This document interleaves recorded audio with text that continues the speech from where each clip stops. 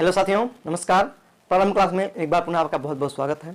जैसा कि आपको अवगत होगा कि समीक्षा अधिकारी, सहायक समीक्षा अधिकारी का फॉर्म फिलअप हो रहा है। साथ ही साथ इसी महीने में उत्तर प्रदेश पुलिस कांस्टेबल की भर्ती भी आने की प्रबल संभावना है, क्योंकि मुख्यमंत्री जी ने भी जाकर जो है इसके बारे में घोषणा कर दिया कि महिलाओं को 20% आरक्षण दिया जाएगा इस भर्ती में। तो इस सबको ध्यान में रखते हुए बाकी अन्य सारी परीक्षाओं में, चाहे यूपी पीसीएस हुए, चाहे जो भी परीक्षाएं एक दूसरी परीक्षाएं हुए, सब में विज्ञान का, सामान्य विज्ञान का एक बहुत बड़ा योगदान होता है। या ऐसे मान सकते हैं कि सामान्य विज्ञान से 15 से 18 क्वेश्चन परीक्षाओं में पूछे जाते हैं, जिसमें से आप लोगों ने परीक्षा दिए हैं, जानते होंगे या आप देने वाले होंगे। अगर आप देने वाले होंगे तो जान लीजिए कि अभी पेट की परीक्षा भी होने वाली है। तो उस सब परीक्षाओं को ध्यान में रखते हुए अगर देखा जाए तो विज्ञान से में सामान्य विज्ञान में जीव विज्ञान से क्वेश्चन सबसे ज्यादा पूछा जाता है।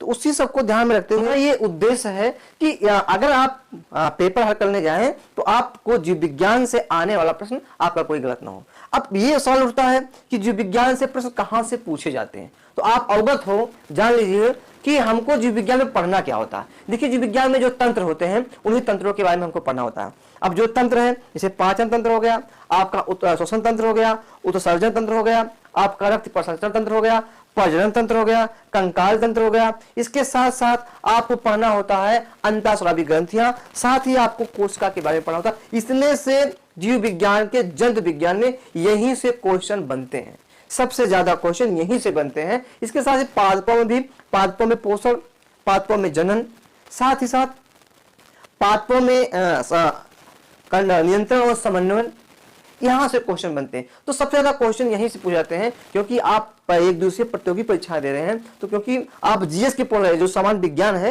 ये जीएस के पोर्शन में आता है, तो जाहिर सी बात है आपको सामान्य जानकारी इसके बारे में जानना है। आपको नीट या आईआईटी की नीट की परीक्षा या पीएचडी का पेपर नहीं देना है कि आपको बहुत गहराई से जानना। हाँ, कुछ सामान्य बातों को हमें जानना है और उससे हमें अपडेट रहना है। तो उसी सब की कड़ी में आज से जीव विज्ञान की क्लास पुनः शुरू हो रही है। और जीव विज्ञान में आज जो पहला क्लास होगा वो है पोषण कि क्या है, जीवों में पोषण कि पोषण क्या है, पोषण के चरण क्या है, पोषण आखिर होता क्या है। अगर पोषण है तो इसमें क्या कौन कौन पोषण होते हैं, अगर पोषण में क्या स्वपोषी है, क्या परपोषी है, हाँ जो मनुष्य है या जो जंतु है ये स्वपोषी है कि परपोषी है, इस सब के बारे में अध्ययन हम लोग बहुत ध्यान विस्तार से पढ़ेंगे। साथ ही साथ इसमें हम ये भी पढ़ेंगे कि पाचन, जो पाचन की एक शब्द आता है कि पाचन या डाइजेशन है क्या, किस प्रकार से पाचन होता है हमारे शरीर में। चाहे हम भरपेट भोजन करें, चाहे एक छोटा सा हम टुकड़ा को चावल का उठा के खाएं या रोटी का छोटा सा टुकड़ा खाएं, वो पाचन किस प्रकार प्रक्रिया से,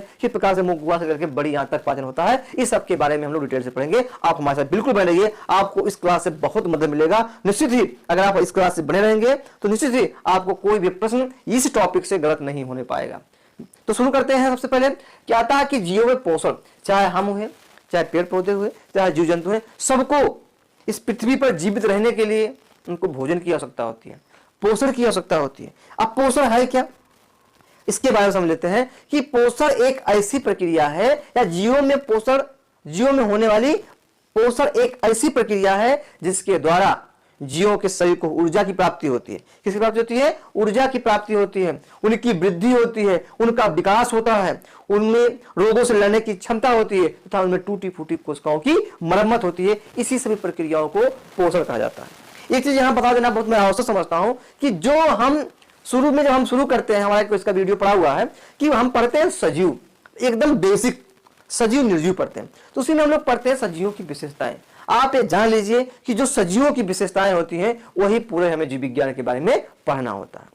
अच्छा, तो हमने क्या बताया, पोषण की एक ऐसी प्रक्रिया होती है जिसके द्वारा ऊर्जा प्राप्ति होती है, जीवों के शरीर का विकास होता है, उनमें वृद्धि होती है, उनकी टूटी फूटी कोशिकाओं की मरम्मत होती है, साथ ही साथ हमने क्या बताया कि उनमें रोगों से लड़ने की क्षमता का भी विकास होता है। यही सब प्रक्रिया पोषण है। और पोषण कई चरण में होते हैं। अब इसे क्या हुआ कि जो हरे पौधे होते हैं, क्या बताया, हरे पौधे ये ऐसे, इस ब्रह्मांड में हरे पौधे एक ऐसे जीव मान सकते हैं जो गैस व द्रव से, जो गैस प्लस द्रव से ठोस बना देते हैं। क्या बनाते हैं, ठोस।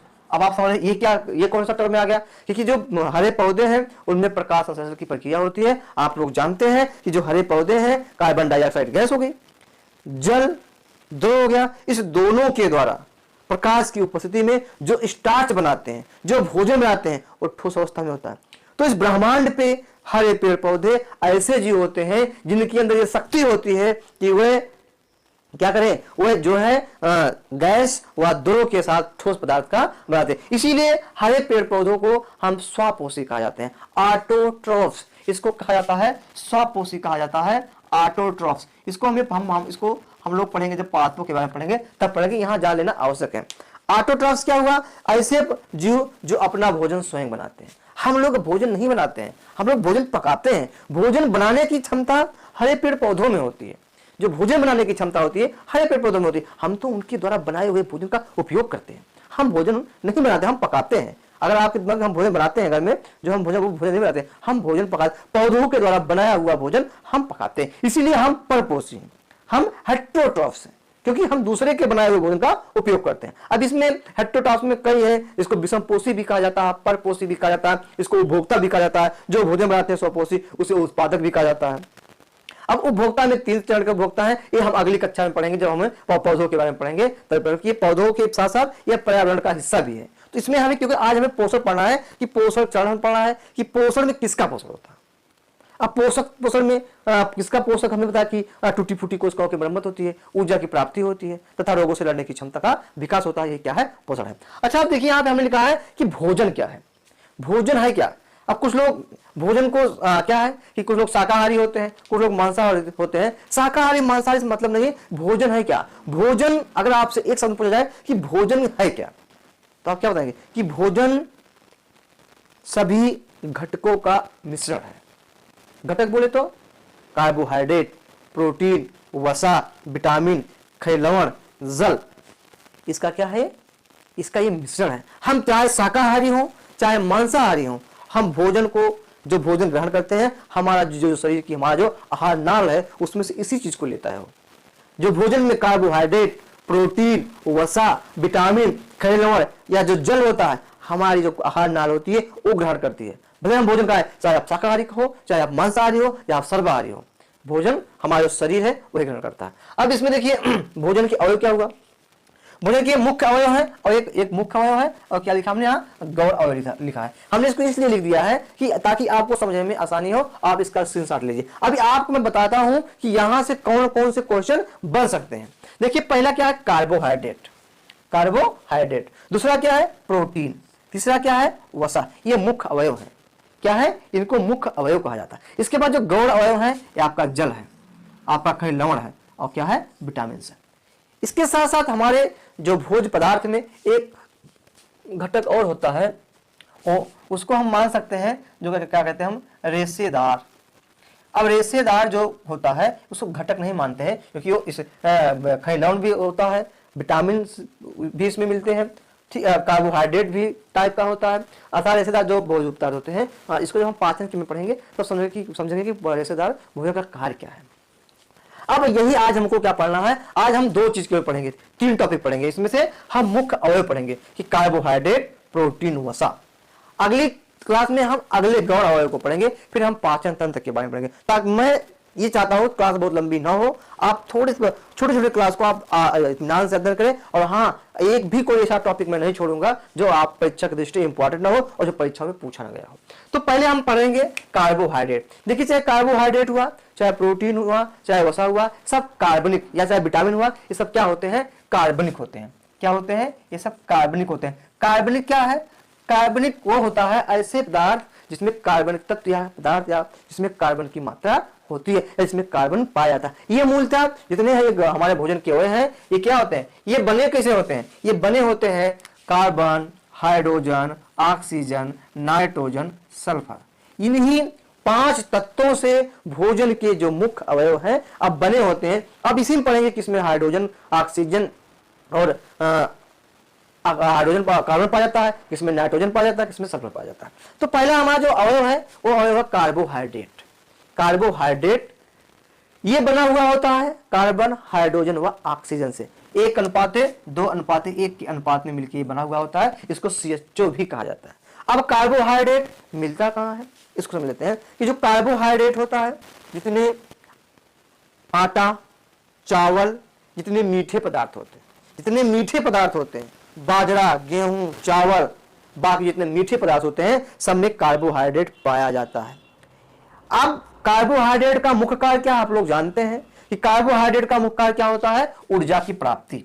इससे हमें ऊर्जा मिलती है, अर्थात जो हमारे भोजन में जब हम चीनी खाते हैं, गुड़ खाते हैं, गन्ना लेते हैं, चूते हैं, या रोटी खाते हैं, चावल खाते हैं, कोई भी फल खाते हैं, उसमें मूलतः क्या होता है, उसमें सब में दूध पीते हैं, उसमें क्या होता है, उसमें सब में कार्बोहाइड्रेट होता है। और ये कार्बोहाइड्रेट हमको क्या देता है, हमारे शरीर को ऊर्जा प्राप्त करता है और उससे हमें ऊर्जा मिलती है। हम भोजन में चाहे जो करें, तो जो हमारा भोजन में जो हमारा आहार नाल है, उसमें से क्या होता है, कार्बोहाइड्रेट को क्या करता है, अवशोषित कर लेता है, और वही कार्बोहाइड्रेट हमें ऊर्जा, उसी से कार्बोहाइड्रेट से हमको ऊर्जा मिलती है। अब देखिए कार्बोहाइड्रेट हमें बताया कि 1:2:1 अनुपात में होता है। जब हमारे शरीर में कार्बोहाइड्रेट की मात्रा बढ़ जाती है तो मोटापा हो जाता है, या जब कार्बोहाइड्रेट का पाचन नहीं हो पाता पूर्ण रूप से, तो वहीं पे कार्बोहाइड्रेट में ग्लूकोज की मात्रा बढ़ जाती है, और उसके बढ़ने से क्या होता है, हमारे शरीर में शुगर, जिसको हम डायबिटीज या मधुमेह से हम लोग पीड़ित हो जाते हैं। अब इसको हम समझते हैं पूर्ण रूप से किस प्रकार से हमको शुगर होता है या क्यों होता है। अब देखिए कार्बोहाइड्रेट को कार्बोहाइड्रेट 3 भागों में बांटा गया। पहला है मोनोसेकेराइड, डाइसेकेराइड और आपका पॉलीसेकेराइड। इसके बारे में पढ़ते हैं हम लोग कि मोनोसेकेराइड क्या है, डाइसेकेराइड क्या है और पॉलीसेकेराइड। देखिए इसका नाम हिंदी में इस प्रकार का देखा जाए तो एक शर्करा से मिलकर बना हुआ था। मोनो माने एक, मोनोसेकेराइड माने एक ही शर्करा से मिलकर बना हुआ होता है। तो जैसे ग्लूकोज, फ्रक्टोज, गैलेक्टोज, अर्थात ऐसा शर्करा जिसका निर्माण एक शर्करा के एक अणु से होता है, उसे हम मोनोसेकेराइड कहते हैं। इसको हम सरलतम शर्करा भी कहते हैं क्योंकि इसका निर्माण एक शर्करा से होता है, इसे ग्लूकोज। ये सब फ्रुक्टोज, जो फल होते हैं, जितने फल होते हैं सब में फ्रुक्टोज पाया जाता है, केवल अंगूर को छोड़कर। अंगूर में फ्रक्टोज नहीं, अंगूर में क्या पाया जाता है, ग्लूकोज पाया जाता है। इसलिए जो व्यक्ति शुगर से पीड़ित होता है उसको डॉक्टर अंगूर खाने के लिए सलाह नहीं देते हैं, क्योंकि अंगूर में पहले से ही क्या ग्लूकोज पाया जाता है, और क्योंकि हमारे शरीर में ग्लूकोज की मात्रा का बढ़ना ये क्या है, ग्लूकोज की मात्रा का बढ़ना ही शुगर है। जब हमारे शरीर में ग्लूकोज की मात्रा का नियंत्रण इंसुलिन हार्मोन के द्वारा नहीं हो पाता है तो हमारे शरीर में ग्लूकोज की मात्रा बढ़ जाती है, और ये ग्लूकोज की मात्रा का बढ़ना ही क्या कहा जाता है, शुगर कहा जाता है। तो मोनोसेकेराइड हो गया। दूसरा है डाई माने 2 होता है। ऐसे कार्बोहाइड्रेट जिनका निर्माण 2 शर्कराओं से, किससे, ऐसे इसमें क्या है, ग्लूकोज का फ्रक्टोज से, 2 शर्कराओं के मिलने से बन होता है। ऐसे कार्बोहाइड्रेट को हम डाइसेकेराइड कहते हैं, जैसे सुक्रोज, माल्टोज और लैक्टोज। अब सुक्रोज जो है ये इसको हम शुगर कैन कहते हैं, कि अर्थात जो गन्ने में, इसको कैन शुगर भी हम कहते हैं क्योंकि ये गन्ने में पाया जाने वाला क्या है, कार्बोहाइड्रेट। हमने क्या बताया कि कार्बोहाइड्रेट से मुख्यतः हमें मूलतः क्या मिलती है, ऊर्जा मिलती है। क्या मिलती है, ऊर्जा मिलती है। तो यहां सरलतम कार्बोहाइड्रेट, इसके बाद यहां डाइसेकेराइड। अब डाइसेकेराइड हमने क्या बताया कि जब 2 शर्करा के अणु आपस में मिलते हैं तो वहां पे डाइसेकेराइड बनता है, जैसे सुक्रोज, आपका माल्टोज, आपका लैक्टोज। लैक्टोज कैसे बनता है, जब ग्लूकोज और ग्लैक्टोज 2 आपस में मिलते हैं शर्कराएं, तो क्या बनता है, ये बन जाता है लैक्टोज। और लैक्टोज कहां पाया जाता है, आप लोग जानते हैं कि लैक्टोज दूध में पाया जाता है। कहां पाया जाता है, दूध में पाया जाता है। फ्रक्टोज सभी फ्रूट, क्योंकि फ्रूट्स माने फ्रक्टोज, केवल अंगूर को छोड़कर बाकी सब में फ्रक्टोज क्या है, पाया जाता है। अगला है पॉलीसेकेराइड, जिसको बहुशर्करा कहा जाता है। ये ऐसे कार्बोहाइड्रेट के अणु हैं जो बहुत सारे कार्बोहाइड्रेट के अणुओं के मिलने से बनते हैं। क्या बनता है कि बहुत सारे कार्बोहाइड्रेट के अणुओं से मिलने से बनते हैं, अर्थात ये बहुत बड़ी श्रृंखला बना देते हैं, और इसमें बहुत सारे कार्बोहाइड्रेट के अणु होते हैं, शर्करा के अणु होते हैं। तो ये क्या हो गया, पॉलीसेकेराइड हो गया। इसमें सेलुलोज, ग्लाइकोजन स्टार्च। अब यहाँ देख लीजिए जो सेलुलोज होता है, ये जो सेलुलोज है पृथ्वी पर सबसे ज्यादा मात्रा में पाया जाने वाला कार्बोहाइड्रेट है सेलुलोज। ये सेलुलोज पाया जाता है जो पौधे की पत्तियां, उनकी टहनियां, उनके डालों में ये क्या होता है, सेलुलोज पाया जाता है। क्योंकि सेलुलोज का पाचन हमारा शरीर नहीं कर सकता, क्योंकि हमारे शरीर में सेलुलोज के पाचन के लिए कोई भी पाचक ग्रंथियां नहीं पाई जाती हैं, इसलिए सेलुलोज का हम लोग पाचन नहीं कर पाते। यही जंतुओं में सेलुलोज के पाचन के लिए उनमें उनके आहार नाल में पाचक ग्रंथियां होती हैं, पाचन तंत्र में बनाया हुआ सीकम होता है, कोलन होता है, जब आगे हम पढ़ेंगे उसके बारे में बताएंगे, रूमेंटम होता है, तो उसमें क्या होता है, पाचन होता है। अगर मनुष्यों के शरीर में सेलुलोज का पाचन करने वाला कोई पाचन ग्रंथि आहार नाल में कोई अंग हो तो ये जान लीजिए कोई भी व्यक्ति भूखा नहीं मरेगा, क्योंकि ये जितने पेड़ पौधे हैं सब में सेलुलोज पाया जाता है। ग्लाइकोजन ये जंतुओं में पाया जाता है, जंतुओं में संचित होने वाला कार्बोहाइड्रेट है। जब जंतुओं के मांस को हम खाते हैं तो हम ग्लाइकोजन कार्बोहाइड्रेट के रूप में हम उसको ग्रहण कर लेते हैं। अगला है स्टार्च, ये भी जो है ये ग्लाइकोजन स्टार्च, ये तीनों जो है बहुसंख्यक शर्करा या पॉलीसेकेराइड होते हैं। अब यहां एक चीज समझते हैं हम लोग कि एक ग्राम कार्बोहाइड्रेट से हमको 4.3 कैलोरी ऊर्जा मिलती है। अर्थात अगर हम 1 ग्राम कार्बोहाइड्रेट ग्रहण करते हैं तो हमको 4.3 कैलोरी ऊर्जा प्राप्त होती है। अब कैलोरी क्या है, कैलोरी ऊर्जा मापने की इकाई है या ऊर्जा का मात्रक है। अब ये था कार्बोहाइड्रेट के बारे में आपने पढ़ा कि कार्बोहाइड्रेट का मुख्य काम हमें ऊर्जा प्राप्त करना है। पाया कहा जाता है जितने मीठे पदार्थ होते हैं वहां होता है, दूध में कुछ मात्रा में से, इसके हमने बताया ग्लैक्टोज के रूप में पाया जाता है, चीनी, गुड़, जितने फल हैं, ठीक, गेहूं, चावल, बाजरा, सब में क्या होता है, ग्लूकोज की मात्रा कार्बोहाइड्रेट की मात्रा पाई जाती है। और कार्बोहाइड्रेट ही हमको हमारे शरीर में ऊर्जा की प्राप्ति होती है। और कार्बोहाइड्रेट अधिक ले लेने से जब हमारे शरीर में कार्बोहाइड्रेट अधिक हो जाता है और उसका हम लोग तो क्या होता है, हम लोग क्या होता है, मोटापा हो जाता है। क्या होता है, मोटापा हो जाता है। अगर आपको मोटापा कम करना है तो कुछ न कहीं आप कार्बोहाइड्रेट कम कर दीजिए और प्रोटीन की मात्रा बढ़ा दीजिए, आपका शरीर धीरे धीरे क्या हो जाएगा, पतला हो जाएगा। अब इसके बाद दूसरा जो हमारा मुख्य अवयव है, दूसरा अवयव है प्रोटीन। प्रोटीन के बारे में पढ़ते हैं कि प्रोटीन क्या है। देखिए प्रोटीन जो है ये कार्बन, हाइड्रोजन, ऑक्सीजन और नाइट्रोजन तत्वों से मिलकर बना हुआ होता है और ये मुख्यतः अमीनो अम्ल है। अर्थात अमीनो अम्ल के मिलने से क्या होगा, जुड़ने से, हमने क्या लिखा कि अमीनो अम्ल के जुड़ने से प्रोटीन बनता है। और ये प्रोटीन का मुख्य काम क्या है, शरीर की टूटी फूटी कोशिकाओं की मरम्मत करना। क्या करना, प्रोटीन का काम क्या है, शरीर की टूटी फूटी कोशिकाओं की मरम्मत करना। अर्थात जो हमारे शरीर में टूटी फूटी कोशिकाएं होती हैं, हमने बताया था पोषण के बारे में कि पोषण एक ऐसा प्रक्रिया है जिसके द्वारा ऊर्जा की प्राप्ति होती है, शरीर की वृद्धि होती है, विकास होता है, टूटी फूटी कोशिकाओं की मरम्मत होती है, रोगों से लड़ने की क्षमता होती है। तो ऊर्जा तो मिल गया किससे, कार्बोहाइड्रेट से। प्रोटीन क्या है, टूटी फूटी कोशिकाएं। जब कोशिकाएं टूटेंगी फूटेंगी तो क्या होगी, इससे हमारा क्या होगा, शरीर का विकास होगा, वृद्धि होती है। अब इसीलिए बच्चों को कहा जाता है कि जो जिनकी बच्चों की वृद्धि नहीं होती है वो क्या करते हैं, उनको प्रोटीनक्स पिलाते हैं, कॉम्प्लान पिलाते हैं, बोर्नवीटा पिलाते हैं, हॉर्लिक्स पिलाते हैं। प्रोटीन होता है ताकि बच्चों की वृद्धि हो।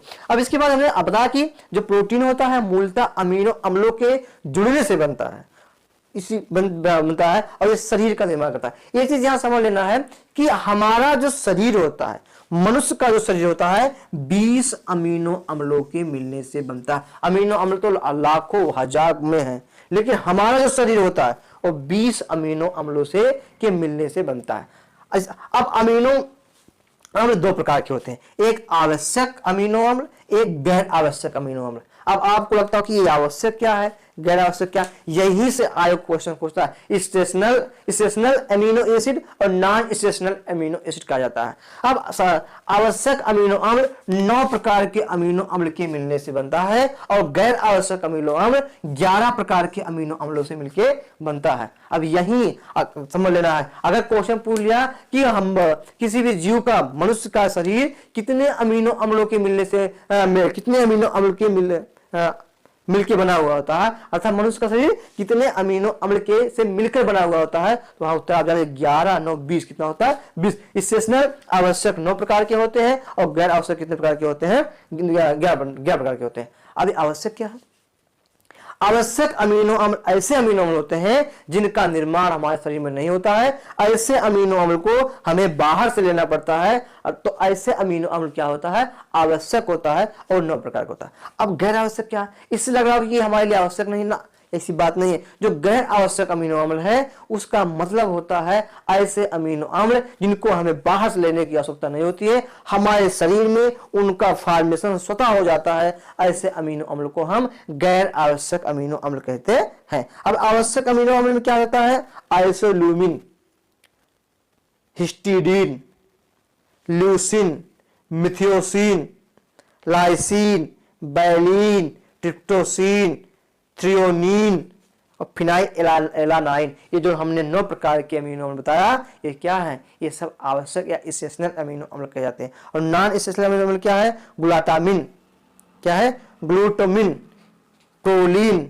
ग्लाइसिन, आर्सिनोल, ये सब जो थ्रियोनिन, ये गैर प्रकार के ऐसे अमीनो अम्ल हैं जो गैर आवश्यक है, इनका निर्माण हमारे शरीर में खुद जाता है। अच्छा, अभी आता कि अमीनो अम्ल या प्रोटीन हमें मिलता कहां से? तो प्रोटीन हमें जंतुओं से भी प्राप्त होता है, पौधों से भी प्राप्त होता है। जंतुओं के मांस से हमको अमीनो अम्ल मिलता है, दूध से मिलता है हमको प्रोटीन, अंडे से प्रोटीन मिलता है। इसके साथ पातों में जितनी दालें होती हैं, खासकर पीली जो दालें होते हैं, इसके द्वारा हमको अमीनो क्या प्रोटीन मिलता है। और प्रोटीन का मुख्य कार्य क्या होता है? शरीर का वृद्धि करना और विकास करना। इसके बाद यहां समझ लेते हैं एक चीज हम कि प्रोटीन, जो प्रोटीन है, इस प्रोटीन की मात्रा हमारे शरीर में अत्यधिक हो जाती है तो हमको यूरिक एसिड नामक एक बीमारी हो जाती है, जो हमारे जहां जहां जोड़ है वहां पे क्या होती है, वो इकट्ठा होती है और हमको दर्द होता है। अब यहाँ पे एक चीज और हमने बता देता हूं कि आप लोगों ने सुना होगा कि शुगर फ्री, कोई भी पता है कि शुगर फ्री चावल हो गया, शुगर फ्री जो है आता है, क्या कहते हैं आपका शुगर आता है, शुगर फ्री शुगर आता है। इसके बाद शुगर फ्री मिठाइयाँ आती हैं। आखिर शुगर फ्री मिठाइयाँ है क्या? जो जिनको डायबिटीज की, जो लोग डायबिटीज से ग्रसित होते हैं या जो होते हैं, तो वो क्या उनको शुगर फ्री मिठाइयाँ लेते हैं या शुगर फ्री देखिए चावल आते हैं, शुगर फ्री बहुत सारे आइटम आना शुरू हो गए। तो ये शुगर फ्री है क्या? इसका मतलब क्या उसमें शुगर नहीं है ना? ऐसी बात नहीं। उसमें जो ये सब आते हैं उसमें क्या होता है? उसमें कार्बोहाइड्रेट नहीं होता है, उसमें प्रोटीन होती है। उस प्रोटीन का नाम है एस्पार्टिन। एस्पार्टिन नामक प्रोटीन होती है जो चीनी या शुगर से भी मीठी होती है, लेकिन कार्बोहाइड्रेट नहीं होती, क्योंकि कार्बोहाइड्रेट के द्वारा हमको जो है हमें शुगर में नहीं खाया जाता है। लेकिन जो एस्पार्टिन नामक जो प्रोटीन होता है, इसमें क्या होता है? ये शुगर से भी मीठी होती है और इसी का प्रयोग, क्योंकि ये प्रोटीन होता है, इसलिए जिनको डायबिटीज की बीमारी होती है वो क्या करते हैं? वो एस्पार्टिन नामक जो प्रोटीन होता है वो शुगर फ्री वही होता है। अब यहां समझ लेना ये आवश्यक है कि जो प्रोटीन है इनसे बना क्या होता है। जैसे हमारा जो बाल है, जो हम बाल हमारे हैं, बाल, त्वचा, एक केराटिन नामक प्रोटीन से बने हुए होते हैं। केराटिन नामक प्रोटीन से हमारे बाल, त्वचा बने हुए होते हैं। अगला है जो हमारी मांसपेशियां हैं, ये जो मांसपेशियां हैं ये मांसपेशियां बनी होती हैं एक्टिन तथा मायोसिन नामक प्रोटीन से बनी होती है। ध्यान दीजिए, प्रोटीन हम बता रहे हैं कि जो मांसपेशियां हैं एक्टिन व मायोसिन नामक प्रोटीन से बनी होती हैं। अगला है हड्डियां, हड्डियां जो हमारी अस्थियां बनी होती हैं उसमें क्या पाया था? ओसीन नामक प्रोटीन होता है, अर्थात ओसीन नामक प्रोटीन से अस्थियों व हड्डी के या अस्थि के उसका निर्माण होता है। अगला है दूध। दूध में प्रोटीन पाया जाता है केसीन। क्या पाया जाता है? केसीन पाया जाता है। इसके साथ साथ रक्त, आप लोग जानते हैं रक्त में भी एक प्रोटीन पाया जाता है जिसके कारण हमारे रक्त का रंग लाल होता है। उसका नाम आप लोग भली बात जानते हैं, उसका नाम क्या है? हीमोग्लोबिन। तो हीमोग्लोबिन भी क्या है? एक प्रकार का प्रोटीन ही होता है। तो ये प्रोटीन के बारे में। अगला हम लोग पढ़ते हैं वसा के बारे में कि वसा क्या है।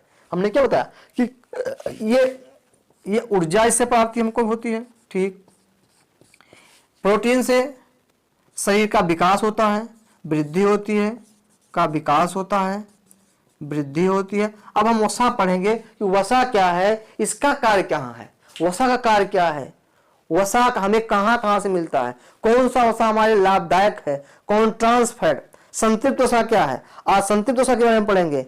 ठीक, इस सब के बारे में हम अगली तुरंत जो है इसके बारे में पढ़ते हैं। तो डाई और पॉली के बारे में बताया, इसी प्रकार हमने प्रोटीन के बारे में बताया। अब अगला जो हमारा टॉपिक है, जो मुख्य अवयव के रूप में तीसरा टॉपिक है, क्या है, वसा। वसा क्या है, वसा जो होता है जिसे हम फैट कहते हैं, ये भी हमको हमारे शरीर में ऊर्जा प्राप्ति का साधन है। इससे कार्बोहाइड्रेट की अपेक्षा जो है अधिक ऊर्जा हमको मिलती है। और ये जो वसा होता है ये भी कार्बन, हाइड्रोजन, ऑक्सीजन सब मिलकर बना हुआ होता है। तो अब इसका कार्य क्या है, इसका कार्य है ऊर्जा की प्राप्ति करना। साथ ही साथ ये हमारे त्वचा के नीचे एक परत के रूप में पाया जाता है जो बाहर की उष्मा को अंदर नहीं आ देता है और अंदर की उष्मा को बाहर नहीं आ देता है। तो इसका ये कार्य हुआ। इसके साथ इसको समझना जरूरी होता है, ये हमको मिलता कहां है, जो वसा है ये हमको मिलता है जंतु वसा, हमारे जंतुओं से भी मिलता है और पौधों से मिलता है। अब आप दिमाग होगा कि हम तो वसा फैट, इसको फैट कहते हैं या इसी को लोग चर्बी भी कहते हैं।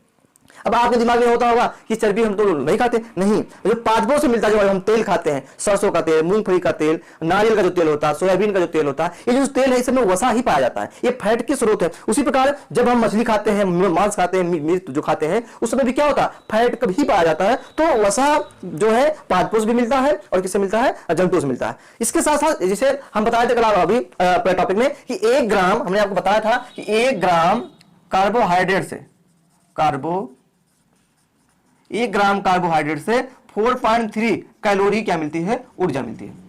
इसकी अपेक्षा 1 ग्राम फैट से 9.3 कैलोरी ऊर्जा मिलती है। अब समझ लीजिए कि किससे ऊर्जा हमें अधिक मिलती है, हमें ऊर्जा फैट से अधिक ऊर्जा मिलती है, इसकी अपेक्षा कार्बोहाइड्रेट की अपेक्षा। एक चीज आप लोग यहां जान लीजिए कि आप लोगों ने देखा होगा कि बहुत से लोग जो व्यक्ति एकदम मरना सदन की अवस्था में आते हैं और वो क्या चार पाए या तख्त पे एकदम पड़े रहते हैं, तब ना वो खाते हैं ना पीते हैं, एकदम पूरा एकदम खड़े रहते हैं, और वो तभी वो जीवित क्यों रहते हैं, उनको ऊर्जा कहां से मिलती है, क्योंकि खा भी नहीं पा रहे हैं, वो कुछ भी नहीं कर पा रहे हैं, उनको ऊर्जा कहां मिलती है। तो उनमें जो ये ऊर्जा है, जो वसा है, ये वसा क्या होती है, टूट के ऊर्जा बनाती है और उनको क्या होती है, वो उनमें ऊर्जा मिलती रहती है। उसी ऊर्जा का क्या होता है, वो ले रहते हैं। जब तक उनके अंदर फैट रहता है तब तक वो जीवित रहते हैं। जब उनके शरीर का सारा फैट खत्म हो जाता है तब वो क्या होता है, उनकी मृत्यु हो जाती है। आप लोगों ने देखा भी होगा कुछ व्यक्ति जो हमारे घरों में बूढ़े व्यक्ति होते हैं, जब बीमारी अवस्था में होते हैं एकदम उनको पूरे बेड हो जाते हैं, एकदम पतले दुबले हो जाते हैं। क्यों पतले दुबले हो जाते हैं, इसीलिए जाते हैं क्योंकि उनके शरीर का जो, क्योंकि वो खा पी नहीं पा रहे, उनको कार्बोहाइड्रेट नहीं मिल पा रहा है, इसलिए उनका जो शरीर में जो फैट होता है धीरे क्या होता है, गल जाता है। और जब पूरा फैट शरीर से गल जाता है तब उनको ऊर्जा प्राप्त करने का कोई जरूरत नहीं पड़ता और उसका क्या होते हैं, मर जाता है। क्योंकि ग्लूकोज या फैट यही ऑक्सीजन के साथ जड़ होता है और इसके बाद क्या मिलता है, ऊर्जा मिलता है। अब इसके बाद देखिए बंद बताया। अब ऊर्जा 2 प्रकार की होता है, एक फैट 2 प्रकार के होते हैं। एक को कहा जाता है संतृप्त फैट या सैचुरेटेड फैट, दूसरा होता है असंतृप्त फैट, जिसे कहते हैं अनसैचुरेटेड फैट। अब ये क्या होता है, जो सैचुरेटेड फैट होता है इनमें कार्बन, हाइड्रोजन व ऑक्सीजन के बीच एक क्या सिंगल बंध या एक बंध से इनके अणु जुड़े हुए होते हैं तत्व। और इसमें जो असंतृप्त वसा होता है इनके बीच कार्बन, हाइड्रोजन व ऑक्सीजन के जो तत्व होते हैं डबल बॉन्ड या दोहरा बंध से क्या होते हैं, आपस में जुड़े हुए होते हैं। अब सैचुरेटेड फैट जो होता है ये हमारे स्वास्थ्य के लिए बहुत ही लाभदायक होता है, जबकि वही अगर देखा जाए असंतृप्त फैट या असंतृप्त वसा जो हमारे लिए क्या होता है, मतलब हानिकारक होता है और लाभदायक ये नहीं होता, हमारे लिए लाभदायक नहीं होता है। अब ये कहां मिलता है, जो सैचुरेटेड फैट होता है जंतु वसा, जो संतृप्त वसा होता है हमारे लिए क्या होता है, लाभदायक होता है। फिर से जो संतृप्त वसा होता है ये हमारे लिए लाभदायक नहीं होता है, जबकि असंतृप्त वसा हमारे लिए लाभदायक होता है। और संतृप्त वसा जिसे हम सैचुरेटेड फैट कहते हैं, ये मिलता कहां से है, ये मिलता है जंतु की वसा से, अधिक जंतुओं के वसा का सेवन करने से। घी, जो हम लोग घी खाते हैं, चर्बी, या इसमें एक अपवाद है नारियल का तेल, ये अपवाद है क्योंकि पादप वसा है, इसमें नारियल का तेल क्या अपवाद है। इससे जो जंतु वसा, घी, चर्बी या नारियल का तेल, इससे हमें सैचुरेटेड फैट मिलता है और ये फैट हमारे शरीर के लिए नुकसानदायक होता है। इसी में आप लोग सुनेंगे एलडीएल, एक होता है लो डेंसिटी लिपोप्रोटीन, ये जो कोलेस्ट्रॉल के स्तर को क्या करता है, बढ़ा देता है। यदि हम लोग संतृप्त वसा का अधिक प्रयोग करते हैं तो हमारे अंदर में कोलेस्ट्रॉल की मात्रा बढ़ जाती है और कोलेस्ट्रॉल की मात्रा बढ़ने से क्या होता है, बीपी, ब्लड प्रेशर बढ़ता है, हृदय घात की बढ़ने की संभावना बढ़ जाती है। इसमें एक होता है एचडीएल होता है, लो डेंसिटी लिपोप्रोटीन जिसको कहते हैं। ये इसके बढ़ने से, जब आप इसका संतृप्त वसा का अधिक सेवन करेंगे तो एलडीएल लाजमी ही एलडीएल बढ़ जाएगा। एलडीएल बढ़ेगा तो आपके शरीर में कोलेस्ट्रॉल की मात्रा बढ़ जाएगी और रक्त वाहिनियों, क्योंकि जो एलडीएल होता है ये रक्त वाहिनियों में चिपक जाते हैं। ये जो एलडीएल बढ़ने से जो बढ़ता है जब, तो ये क्या होता है, ये वसा जो हमारी रक्त वाहिनियां होती है वहां चिपक जाते हैं। जब वहां जानवर को चिपक जाता है तो जिस फ्लो से रक्त को बहना है उस फ्लो से रक्त नहीं बह पाता है, जिससे क्या होता है, बीपी की समस्या होती है, बाद में क्या होता है, हार्ट स्ट्रोक होता है। जबकि उसमें एचडीएल होता है, इसको कहते हैं हाई डेंसिटी लिपोप्रोटीन, जिसको हम गुड कोलेस्ट्रॉल भी कहते हैं, जो हमारे शरीर के लिए लाभदायक होता है क्योंकि ये चिपकता नहीं है और ये हमारे ब्लड के साथ क्या होता है, निकल जाता है। इसके साथ ही जो असंतुलित वसा है, जिसको हम अनसैचुरेटेड फैट कहते हैं, ये क्या होता है, इसमें हमने बताया कि जो कार्बन, हाइड्रोजन, ऑक्सीजन के जो तत्व होते हैं वो डबल बॉन्ड से जुड़े हुए होते हैं, और जो मिलते कहां से हैं, पादप वसा, जो हम तेल खाते हैं, जितने भी तेल हम लोग खाते हैं लगभग उसमें मिलते हैं सरसों का तेल, मूंगफली का तेल, और सबसे अच्छा असंतुलित वसा होता है तो सूरजमुखी का तेल। इसीलिए बताया जाता है कि जिन व्यक्तियों में हार्ट की प्रॉब्लम होती है, बीपी की प्रॉब्लम होती है, उनको सूरजमुखी का तेल खाने के लिए सब डॉक्टर सलाह देते हैं, क्योंकि वो अनसैचुरेटेड फैट होता है और बहुत ही लाभदायक होता है। जिसमें से एक मछली का जो तेल है, इसमें क्या होता है, अनसैचुरेटेड फैट पाया जाता है। ये हमारे लिए ये अपवाद मान सकते हैं कि ये, जबकि जंतुओं के साथ साथ इसमें अनसैचुरेटेड फैट पाया जाता है, तो ये भी हमारे लिए लाभदायक होता है। तो वसा प्राप्ति में बताया कि वसा की प्राप्ति कहां से होता है, वसा ये भी कार्बन, हाइड्रोजन, ऑक्सीजन बंध से जुड़ा हुआ होता है। ठीक है, साथ है वसा के प्रकार, संतृप्त वसा, असंतृप्त वसा, ट्रांस फैट, क्या कहते हैं, अनसैचुरेटेड फैट या असंतृप्त वसा कहा जाता है। अब इसके बाद इसमें समझ लेते हैं कि ये जो हमने तीन पढ़ा, क्या तीन पढ़ा, कार्बोहाइड्रेट, प्रोटीन, वसा, ये जो है वो मुख्य अवयव होते हैं। इनको हमें इन तीनों अब घटकों की या भोजन के घटकों की हमारे शरीर में अधिक मात्रा की आवश्यकता होती है, इसलिए इसको हमें बाहर लेना पड़ता है। जबकि यहाँ तीन जो हमने बताया, जल, खनिज लवण तथा विटामिन, इनकी हमारे शरीर में बहुत ही इनकी कम मात्रा की आवश्यकता होती है, इसलिए इसको हमें जो है इनके कम मात्रा से भी हमें काम बच जाता है। तो आज जो हमने पढ़ा कार्बन भोजन के मुख्य अवयव के बारे में पढ़ा, थोड़ा क्लास थोड़ी सी लंबी हो गई है, लेकिन बहुत ही इंपॉर्टेंट है। आपको यहां से क्वेश्चन अगर आएगा तो इसके बाहर क्वेश्चन नहीं बनेगा। और अगली क्लास में हम आपको जल, खनिज लवण और विटामिन के बारे में पढ़ेंगे। जल तो आप लोग जानते हैं, खनिज लवण कौन कौन से होते हैं, कौन खनिज हमारे शरीर में क्या काम करता है, किसकी कमी से कौन सा रोग होता है, किसकी अधिकता से कौन सा रोग होता है, इसको पढ़ेंगे। फिर विटामिन के बारे में पढ़ेंगे, जो 6 विटामिन है उनका नाम क्या है, विटामिन की खोज की थी, विटामिन का रासायनिक नाम क्या है, किस विटामिन का स्रोत क्या है, उसकी कमी से कौन सा रोग होता है, इसको पढ़ेंगे। अगले फिर क्लास में पढ़ेंगे हम पाचन। तो अभी हम पाचन के आधारभूत को ही बता रहे हैं कि पाचन जो हम सुनते हैं, अभी हम भोजन पढ़े कि भोजन है क्या। तो भोजन जो हम लोग दाल, चावल, रोटी, सब्जी या मांस, मछली इत्यादि खाते हैं, ये भोजन तो होता है, लेकिन भोजन में यही पाए जाते हैं मुख्य अवयव और क्या होता है, गौण अवयव। तो मुख्य अवयव के बारे में हमने पढ़ा, गौण अवयव के बारे में पढ़ेंगे तो हमारा भोजन कंप्लीट हो जाएगा कि भोजन है क्या। अच्छा, आपसे पूछा भोजन है क्या, तो भोजन यही है, चाहे जो कोई शाकाहारी है, कोई मांसाहारी है, कोई फलाहारी है, लेकिन आप यही खाते हैं। इसके अलावा आपके भोजन में कुछ नहीं होता है। अब जिनके भोजन में ये सब पाए जाते हैं वो संतुलित आहार होता है। अब ये आगे जब हम भोजन के बारे में पूरा डिटेल से पढ़ लेंगे, तब हम पढ़ेंगे पाचन। तभी आप समझ पाएंगे कि प्रोटीन का पाचन कहां होता है, कार्बोहाइड्रेट का पाचन कहां होता है, इसको पाचन के लिए कौन कौन से पाचन ग्रंथियां होती है, पाचन अंग होते हैं, वसा का पाचन क्यों सबसे बाद में होता है, सबसे क्लिष्ट वसा का पाचन क्यों होता है, इस सब के बारे में हम पढ़ेंगे। इसके बाद तब हमारा टॉपिक शुरू होगा। आज के लिए इतना ही। अगली क्लास में पुनः आपको मैं गौण अवयव के साथ अर्थात विटामिन, प्रोटीन, विटामिन, खनिज लवण के साथ उपस्थित होऊंगा। तब तक आपको बहुत बहुत धन्यवाद।